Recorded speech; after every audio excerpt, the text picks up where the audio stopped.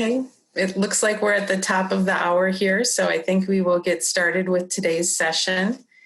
As usual, I want to welcome everyone to the Superior Health Quality Alliance Regional COVID-19 All Care Settings Virtual Open Forum. We really appreciate you taking away time from your busy schedule to attend these forums and continue to hope that you find them useful. I am Barb Link. I'm a senior quality consultant with MPRO. That is a partner organization of Superior Health Quality Alliance.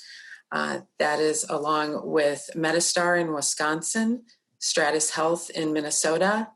We are also partnered with the hospital associations in Minnesota, Wisconsin, Michigan, and Illinois, and then also the Midwest Kidney Foundation. So we are, Midwest Kidney Alliance. So we are quite an expansive partnership, and I'm happy that you can join us today.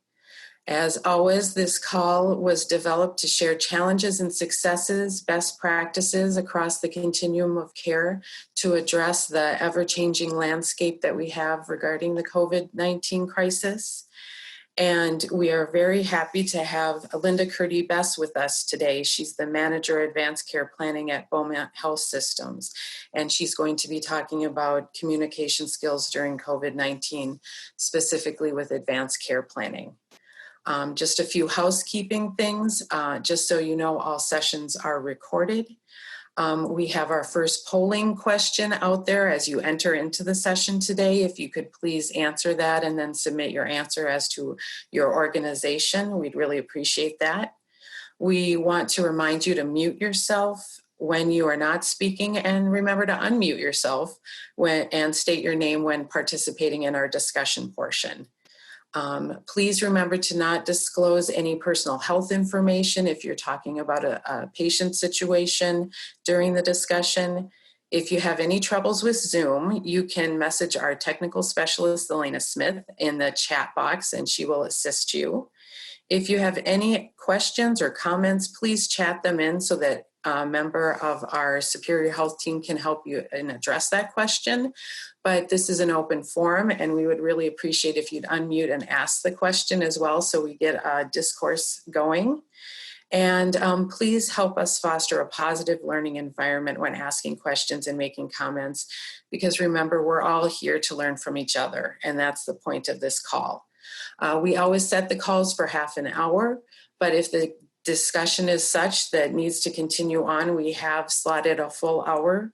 So we are here for that time period if you have any other questions, but being cognizant of everyone's time, we do tend to set them for half an hour up front.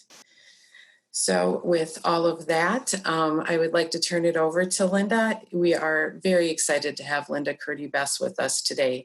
She's the Manager of Advanced Care Planning at Beaumont Health Systems, and she is going to present on communication skills during this time period. Elena, would you like to put the slide deck up, and I will turn the session over to Linda. Okay, welcome everyone. Good morning. First off, I want to say I appreciate everyone taking the time for this meeting and about this important topic to listen to my information. And I think that we're all learning throughout this crisis. None of us has all of the answers. So certainly I'm presenting some information that we've found helpful, but it may not work for everyone else. And I just want to say that this is a forum where I hope that we can have some robust conversation about what's working across different sites of care and in different settings. A little bit about Beaumont Health. We've been hit extremely hard with the COVID crisis. We have the majority of the patients in Southeast Michigan. And any given day throughout our system, we've had 1,200 patients that are COVID positive or a person under investigation or so with a COVID test pending. And we've had over 500 deaths. So we're really not able to do the proactive care that others may be able to do at this time. But hopefully that shift will change soon. So first, just to acknowledge the fear and uncertainty that we're all experiencing. And for those most at risk for complications, they're feeling especially vulnerable. And a way to limit this uncertainty is to proactively ask about the type of care that they may want to receive if they would become seriously ill. So if you could advance to the next slide. So advanced care planning is about planning for future healthcare decisions. And I just want to review that really quickly. So in the beginning of this crisis, I remember really feeling stuck that how are we asking people to think about things in the midst of a crisis? And I've really had to reframe that for myself and recognize that this is still very important work despite the crisis that we're under, and that people want to take responsibility. It's a way of dealing with some of the anxiety and the vulnerability that people have. So typically advanced care planning, it's important for all adults, everyone 18 and over. It's a conversation sharing goals of care and treatment preferences if you were to become seriously ill or injured. It's person-centered. It involves choosing a patient advocate to make healthcare decisions for you should you be unable. I know in other states that person is called an agent. In Michigan, it's called a patient advocate. And that's one of the most important things people could do right now, is think about who they would want to speak for them should they be unable to speak for themselves. We're having patients coming into the hospital by EMS, unable to communicate and really struggling with who we go to as a decision maker. So having had these conversations is so important right now. And it allows us to put wishes in writing by completing an advanced instructive legal document. And I'll talk a little bit about the challenges of that during this crisis. If you could go ahead and advance the slide. So just a little bit about the differences. An advanced directive is where you name a patient advocate or agent. It describes specific preferences for medical treatment. If you could advance, please. A DNR order is a physician order. I think you have to advance again. This is like one of those multiple. So that's a medical order that's completed by a physician in a healthcare setting. And then it does not have anything to do with appointing a patient advocate. And if you could advance to the next slide.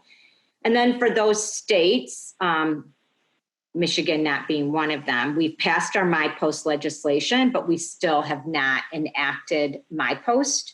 But for states that have a post or a post, that's a standard medical order for people that with advanced illness whom you would not be surprised if they died within the next year.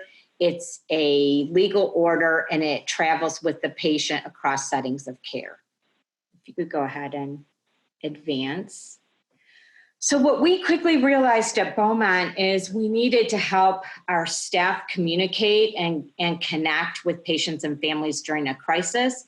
And so in the beginning of the crisis, we spent a lot of our time just helping staff understand how to communicate.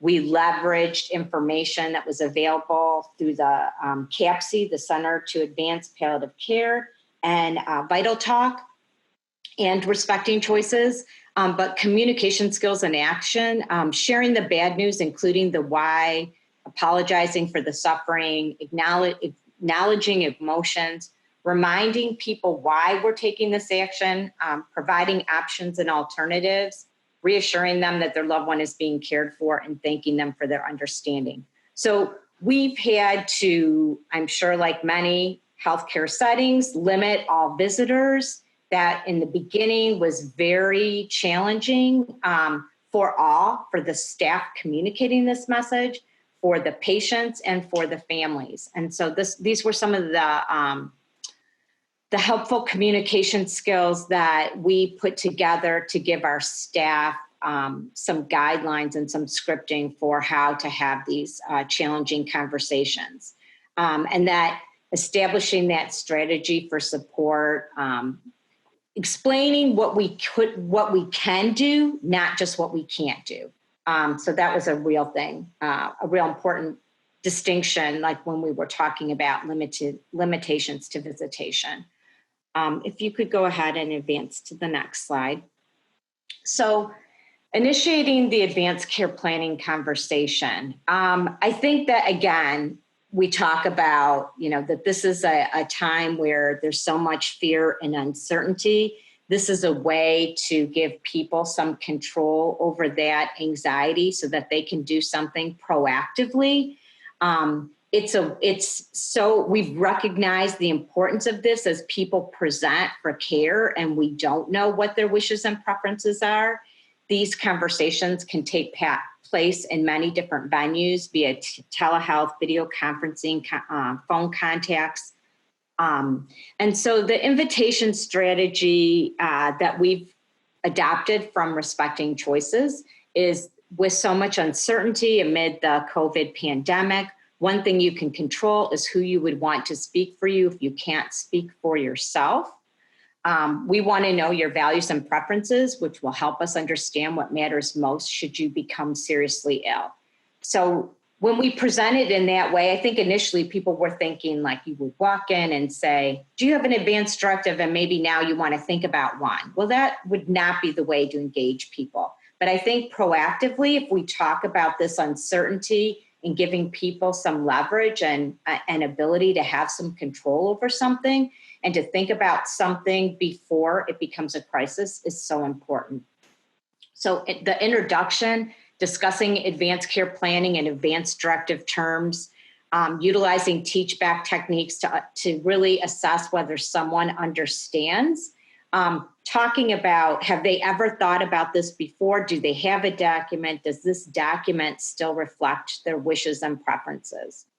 And then providing information if they haven't begun, how to choose a patient advocate or agent, empathizing and addressing their fears and concerns. So many people think that if I put a document in place today that reflects decisions that I would want under this pandemic, that will extend for the end of time, and letting people know that they can have an advanced directive that speaks about wishes and preferences during the COVID pandemic, and then they can go back later and readapt that, because decisions they make thinking about how they may want treatment if they were COVID positive may be very different than what they would want without that. And then exploring any prior experiences that they've had, values, goals, and preferences for care, such as CPR, reflecting with the person about what was learned and what matters most. What does living well mean to them? Which is hard right now because many things that bring people joy to their life are stymied at this time because of the quarantine and the social distancing. But if people think about that and what that means right now. So when exploring goals and values, it's important to ask people, what do they understand about COVID? And what do they understand about complications in the context of their current medical conditions? And then identifying their priorities for care. Is their priority for care to live longer? Is it to maintain their current health? Is it more for comfort? And then what treatment options would align with those different goals of care?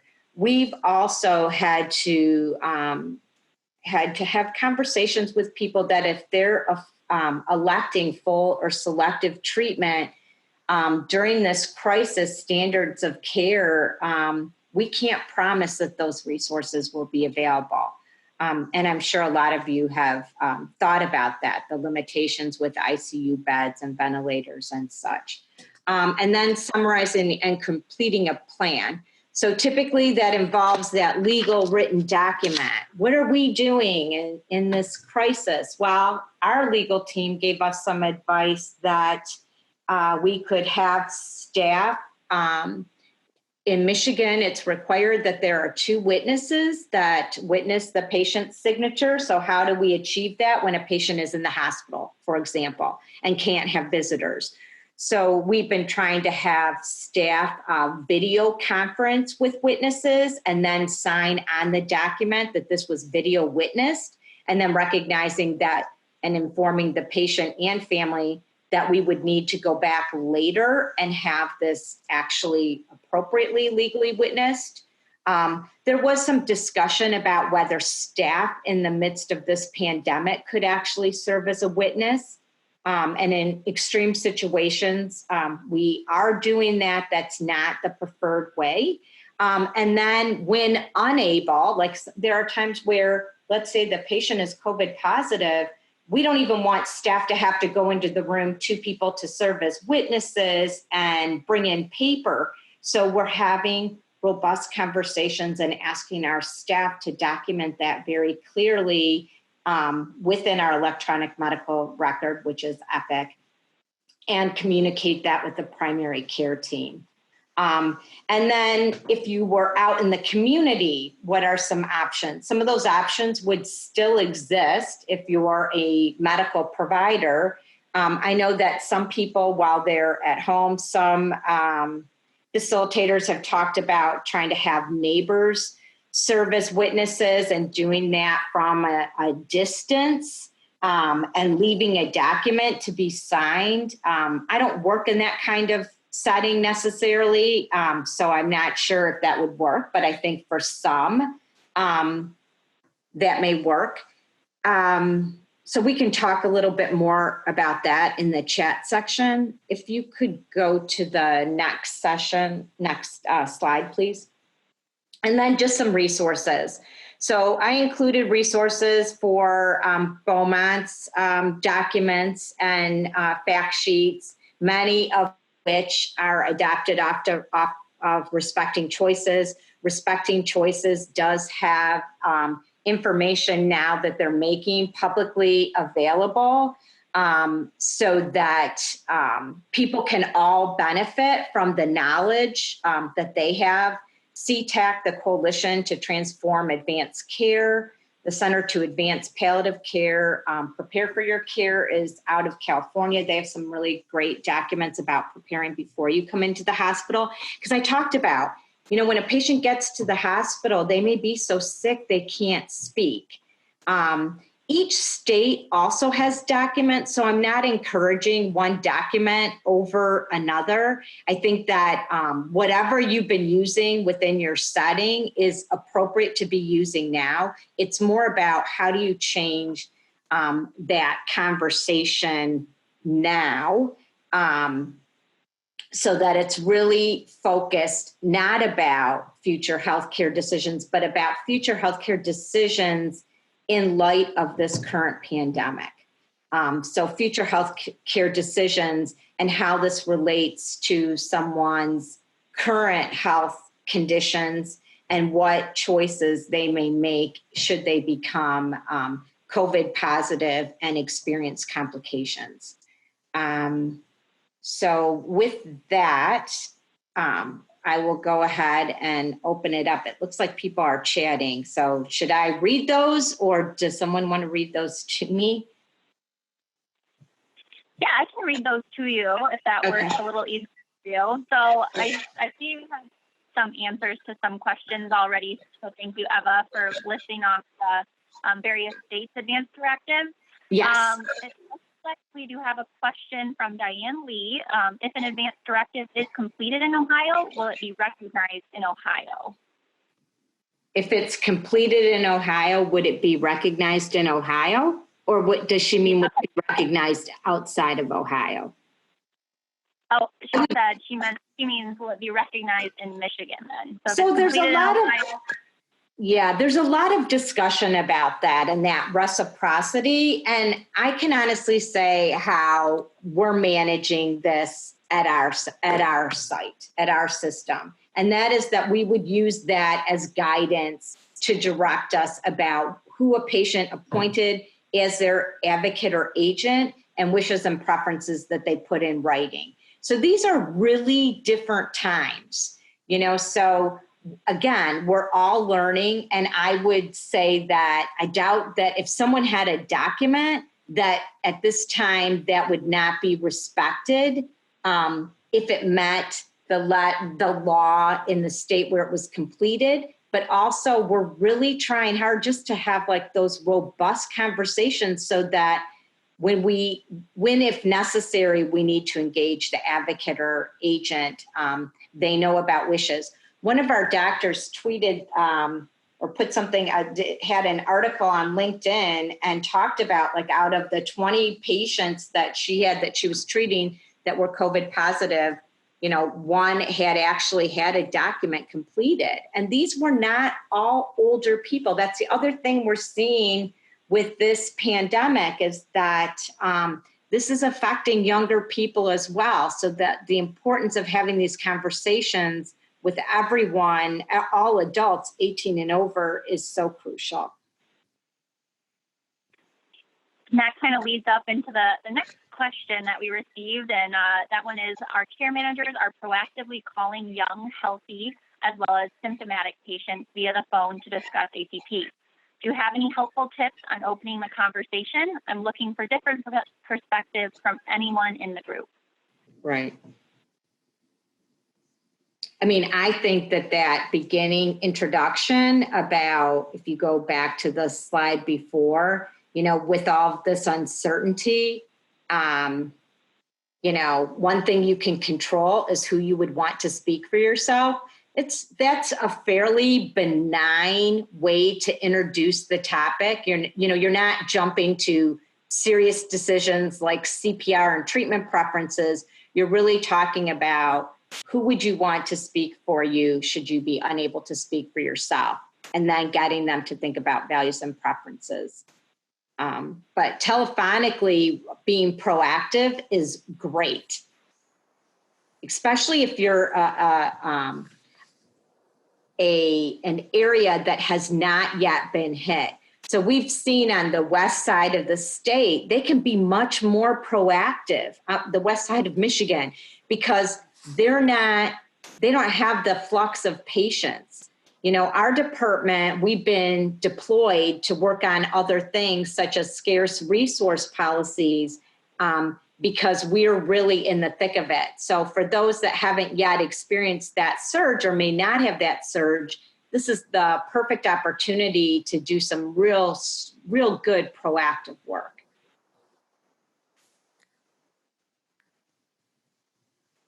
Thank you. If anyone else has any things to add to that, feel free to unmute your line or write it in the chat. I know sometimes some people have issues unmuting their lines. If you're finding that, let me know in the chat and I will work on unmuting you. And then can you advance to the last slide?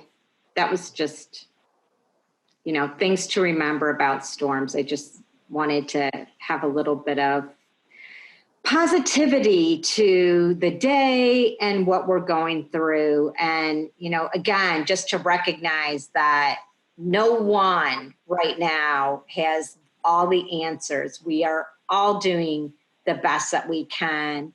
And we're all being so good about sharing information. I mean, the information that's been put out on respecting choices and the Center to Advance Palliative Care has been great, because at this time, they're not worried about whether you have a membership. They're making this available because we all need to take care of each other.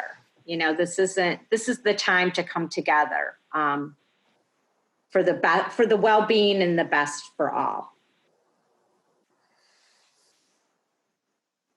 I have to say, Linda, I really appreciate it. I was looking through your slide deck before today, and this just is a wonderful way to frame this. It's some good comes from horrible times. And I think that this just reminds us of that people have started to come together. This call is one example of that Sure.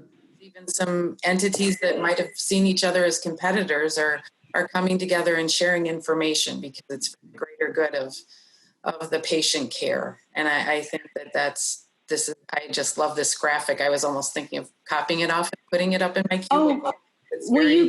Yes. So thank you to Sarah Damiano, my director, because she found this graphic, and it is great. And it is a nice reminder, because we all get stressed. And I'm sure in the skilled nursing facilities and in the assisted living, these vulnerable patients, I have a 102-year-old grandmother who's at American House. So I can honestly say not being able to see her and, trying to get through all this. She celebrated her birthday, 102, on Saturday and, just by phone call and cards. But yeah, just highlighting the importance about thinking, do they even want to come into the hospital? Something to think about, something to have discussions, because maybe they don't. Maybe this is the time where, under normal circumstances, they would elect to have full care. And now they're thinking about it and hey, if this is a concern, I want to right now take a pause because I'm worried. Also, the more that people can think about this before a crisis hits, no one should have to try to make decisions like this under crisis. And I would also take this as a call to action. Anyone on this call, if you haven't done this for yourself and your family, really, this is the time to think about this. A National Healthcare Decisions Day was last week. So we couldn't do all of the work we wanted to do, but we can still continue to make April a month where we get together via Skype or conference calls or phone calls. Thank you so much. I know one thing we do have a second poll that I'm going to post up, and I have a couple other questions for you, but the second poll is just kind of getting your feedback on how we can improve these calls for all of the listeners. So I'm going to launch that right now. And while everyone's speaking that, we did get a couple other questions. Someone asked, we had a few different people saying thank you, but then we had a question if some of our participants can get the PowerPoint sent to them as well. Sure. That would be great. Thank you so much. And then I know Eva posted another resource that was mentioned. And then we have another off-topic question here. Does anyone have transportation resources for COVID positive residents needing to go to dialysis? Anyone on the call heard of anything like that?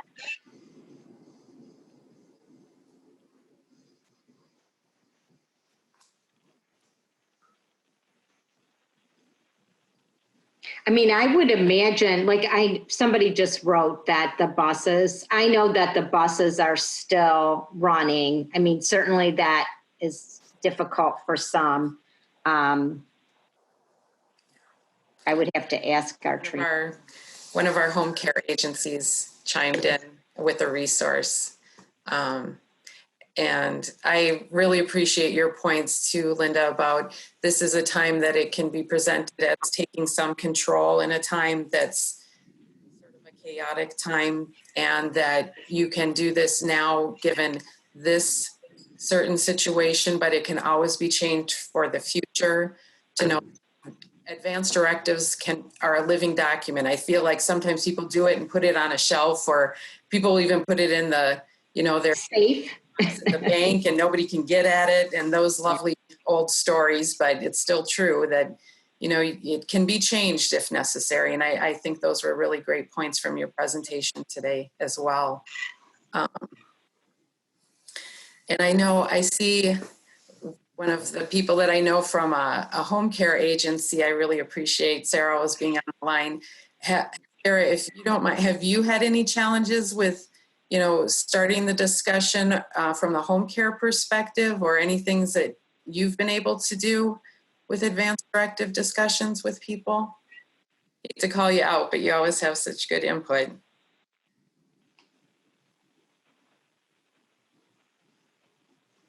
Sorry, I had to find my mute.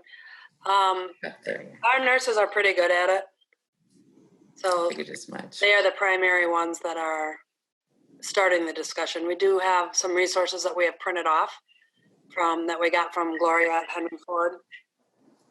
But we leave that mainly to our nurses, and if they have any struggles, then we bring it into the office to the supervisors. But we haven't had any issues thus far.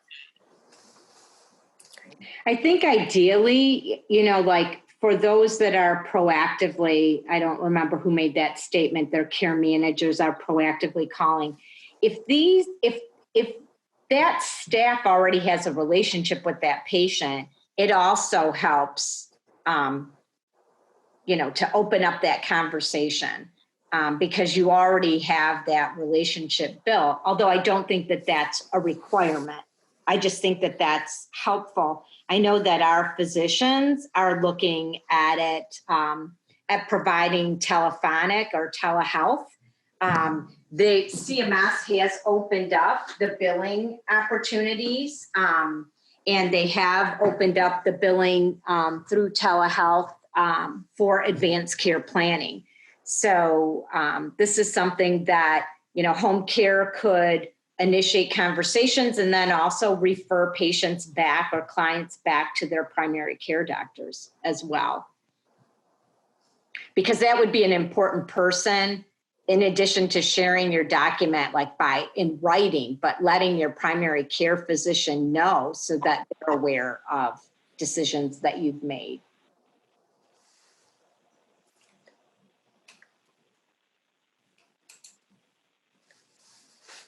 Yeah, we got another thank you for your presentation. They say it's very informative and inspiring, and we really appreciate you coming on today and sharing your knowledge. Thank you. And I do see that we are reaching the 10:30 mark. We are able to extend it a little bit if there are more questions for Linda or anything else that people want to talk about, transportation, other issues that are arising. I know some people may have to hop off the call now. Again, the link has been posted a few times in chat about that this is recorded. All past conversations have been recorded as well, and our resources that we develop from each phone are listed at that link also. So please take advantage of that or pass that along to anyone that you think would find this of use. I this was an excellent presentation today. And thank you, Barb. This time very much. Anything else going on in chat, Elena, that? There is another off-topic question. There are no off-topic questions on this call. It's totally open, just so everyone knows. But for the nursing home audience, in order to expand resident and staff COVID-19 testing in your facility, can you provide feedback on your needs and what would be the best way to accomplish this goal?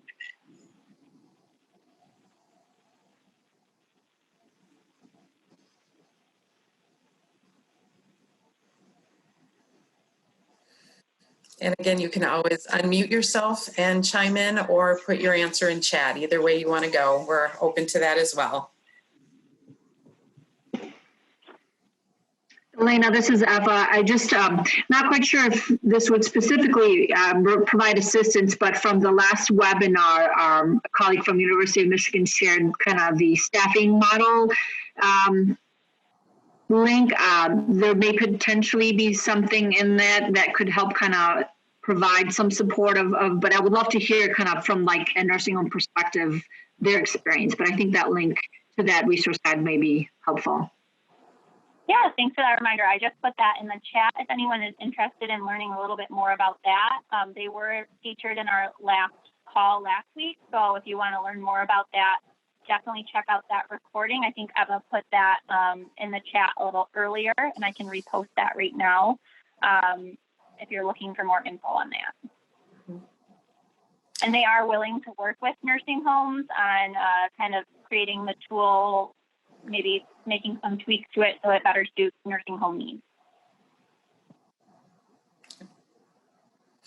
And I see that some people are signing off. So before the majority of people, if you need to leave, I just wanted to let you know that next week, Thursday at 10 o'clock, the call will be focusing a bit on self-care. We have an emergency room doctor, Dr. Bobby Redwood, as well as our behavioral specialist here at Superior Health Quality Alliance, Mia Croyle, will be talking about some self-care issues and their experiences during the pandemic as well. So please, we will send out that information and the invitation next week with the resources and the recording from this as well to everyone who attended.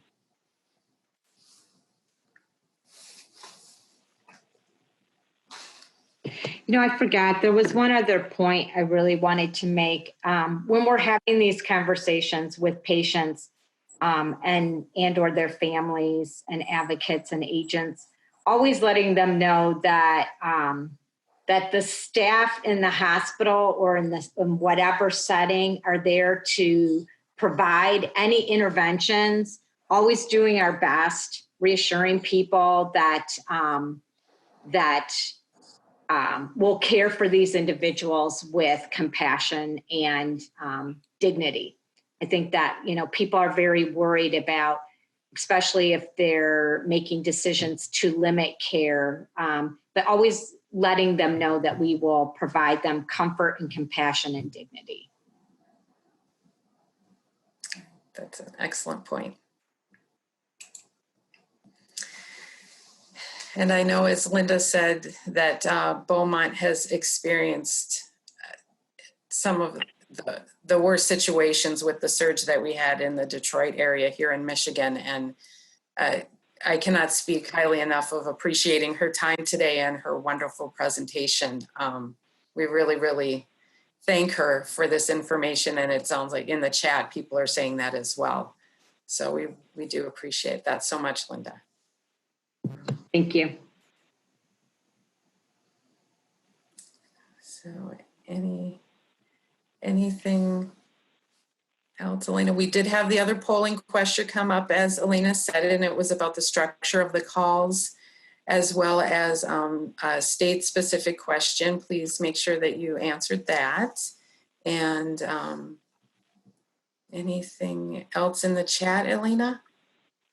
I'm not seeing anything else in the chat. I know we've had a lot of people drop off. So if we don't have anything else, I think we can probably end today's call. Okay. Thank you so much. And thank you for everything that everyone does. We're all in this together. I couldn't say it better, Linda. I really appreciate your time today and everyone else joining the call. Your true participation in this call, you do make the call better because of it. And I think the graphic is a beautiful way to end this call today, and looking forward to talking with everyone next week as well. So thank you so much.